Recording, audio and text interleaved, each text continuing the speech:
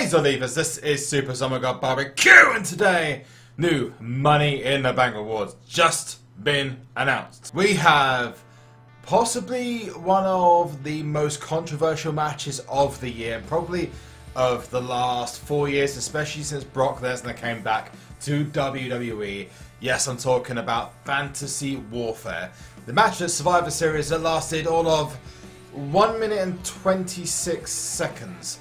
It's going to take a lot longer than 1 minute and 26 seconds to obtain these Money in the Bank cards, and they are Ultimate cards, and I think WWE SuperCard are probably doing the right thing by making them very difficult to obtain at this point. Having 3 new tiers in the game means, unfortunately, that these cards are not going to be easy to obtain at all, unless you've been literally hoarding Money in the Bank contracts forever, and there's a few people who have already got pros of these cards. So me saying Fantasy Warfare, I am indeed talking about Brock Lesnar versus Goldberg. I'm not a huge fan of the design of the cards. I thought these were going to run along more with the Season 3 designs. I will have a look at these rewards now. We have Brock Lesnar and we have Goldberg. Now, I'll go break down the differences between the two cards in a second, and which one you should really be aiming for. Goldberg is power charisma. He's got a lot more speed than he has toughness, but the overall card doesn't even touch the Goldberg card. More on comparisons in a second. But the card still has that kind of edge to it. It doesn't have a... like if I showed you the Bray Wyatt card, which is the one for the Elite, it doesn't have the unending spiral of flames or plasma energy coming out of it. So I'm a bit disappointed about that. But at the same time, I think the design is going to look amazing, and it is almost absolutely 100% like the 2K17 cover. So it looks really, really slick, and I imagine the Pro is going to be amazing.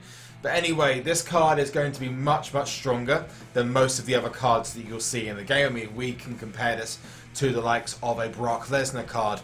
I think the Brock Lesnar card probably is the best one that you're going to be able to get it to in terms of the Ultimate cards, in terms of beating this card. Maybe the likes of Brian Kendrick, for example, once they've been fully leveled, might beat these Money in the Bank cards in toughness and speed, for example. But otherwise, these are going to be very, very nice additional cards to have in the game, and will be decent at least to have as support backup whilst the other Money in the Bank cards come into the game later on, and whilst the other events pile on, like PCC, Ring Domination, etc. But what we're going to talk about now is the difference between the two cards. Now, the Brock Lesnar card, I say, is my favourite design. If we look at the both of them, Brock Lesnar wins in power, toughness, but loses in speed to Goldberg and charisma. Now, Brock Lesnar is the card that I would go for, and I'll tell you the reason why. Brock Lesnar's overall power, once maxed out, will probably beat Shane McMahon in power, whereas his toughness, fully leveled up, will probably beat Goldberg as well. Now, I don't know about the other stats, but I imagine speed will on both cards will get nowhere near them. The other thing as well, I believe that Big Goldberg's charisma is actually the same level, if not slightly more, than Shane McMahon. So that's kind of crazy that's the case. I would have personally said that Goldberg, I mean, considering that the Goldberg normal card, 4 stats, both cards 100%, especially if you've leveled them up in toughness. Now I've got a little bit different, I've got a little bit more in power and toughness to kind of just maximize on the overall tokens of them. So I think my one should be able to beat both Brock Lesnar and Goldberg, if not at least Goldberg, in all 4 stats. But some people who may not have got all power will probably have a trouble against Brock Lesnar and Goldberg. But my personal choice, I'm going to be going for, mainly because he's the front of WWE 2K17, is going to be Brock Lesnar. And I'm just going to go for that purely because the power is going to be able to beat Shane McMahon. Simple as that. No one's going to go power on Shane McMahon because the event Goldberg. So in actual fact, this is a great way of ensuring that you're at least going to beat his card in 1 stat. Whereas Goldberg's not going to get anywhere near it. Maybe you could argue that the proc will come into it. At least there's no tag yet on the cards in terms of the event cards, because in the previous Money in the Bank awards when it started for SummerSlam, I don't know if you guys remember this, but Randy Orton was the first card that came available. The Randy Orton card was an immediate tag, which meant that the event cards are pretty much unstoppable. Maybe this time it's been a lesson that not having a tag probably helps out. Whereas Shane McMahon is an up arrow, Brock Lesnar's an up arrow, whereas Goldberg's left arrow, then the other Goldberg is a left arrow as well. But yeah, I weren't joking when I said, look at how much this is going to cost. 19,200 per card, which means you are going to have to grind like crazy to get these cards, or have spent quite a lot.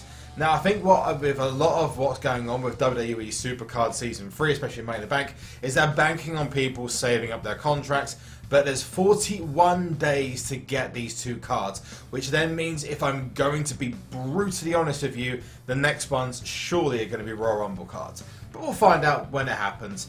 If not, we're going to be looking after Christmas for this. Potentially, they may do one for TLC and one for Roadblock. Who knows at this point? Bray Wyatt is the next one, the Elite card that goes down. And if you do like the look at the Brock Lesnar cards and the Goldberg card, before I go any further, remember to leave a like on this video. I'm going to see if I can go for both cards. I'm also going to pay a lot of attention to the events coming up. If they release another up arrow or left arrow, I'm probably not going to be that interested in getting myself both cards. So it depends if they release another up arrow or left arrow. Maybe if they release a tag. I mean, even then, I may not be interested in getting. I might just save up my contract. So I'm going to be grinding Money in the Bank a lot more anyway, because the rewards for Royal Rumble and whatnot are kind of just card backs and whatnot. They're not really going to be beneficial. I think they'll release better card backs in the future.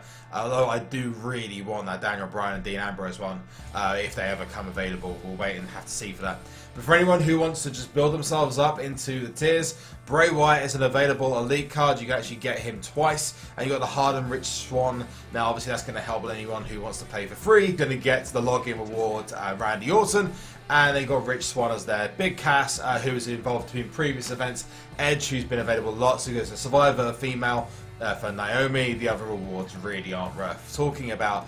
But let me know in the comments section below which one you're going to be going for first. Whether it's going to be Goldberg or whether it's going to be Brock Lesnar. Which one is going to be your first pick for Money in the Bank? Are you going to be going for the Pro or just the singles to help your deck go up? There's no doubt going to be at least a couple of decks that are out there which are going to just have both cards absolutely crazy leveled up. And I think even if you spent on the game, I think it would take you at least longer than about 4 or 5 days to get one of them pro'd. It is going to take a long effort to get these unless you've got the cards already, and maybe we'll see one out in the wild. I've seen at least one person with a single Brock Lesnar and a single Goldberg who actually has got both of them. So it'd be interesting to see how that helps out. So I'm going to get on the road to getting at least a Brock Lesnar card. That's the one I'm going to be going up with. I love that Dolph Ziggler image on that Dolph Ziggler card. Looks absolutely awesome. What we're also going to do then just chuck in Bill Goldberg, because he is going to absolutely ruin Baron Corbin. Not even funny how much he's going to ruin those. Just imagine though, if you had to play Money in the Bank in a competitive game mode.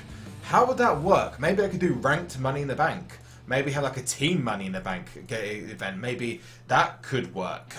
That's in the comment section below. Do you think that's something that could actually work? Team Money in the Bank, the team rewards. Maybe do it instead of Teams PCC. One more Ultimate cards in this actually. So you know, I'm actually gonna put Austin Aries in there against Big E, and hopefully it's not a speed match because I'll lose. I'm hoping anyway. No, Austin Aries still wins. Okay, he wants to actually go to the Cruiserweight division, I heard. That's an interesting development, because I personally would have made him out. No, obviously I know he's been in the TNA and competed at lightweight beforehand. But saying he wants the Cruiserweight title, I think that's a bit of a waste for his talents. He could definitely be a main event player, or at least a kind of mid-card player in WWE. I mean, I don't think there's any stopping the guy from doing amazingly in WWE. We've got power and speed, toughness and speed. I mean, for sure, he doesn't have the kind of following that Bobby Roode does, because Bobby Roode is the glorious one. And I'm so happy that he's moving on quite well. It does seem in WWE he's actually getting a lot of interest from, it seems, upper management. And there's a couple of rumours going around about stuff that's going on with potentially him getting an NXT title shot.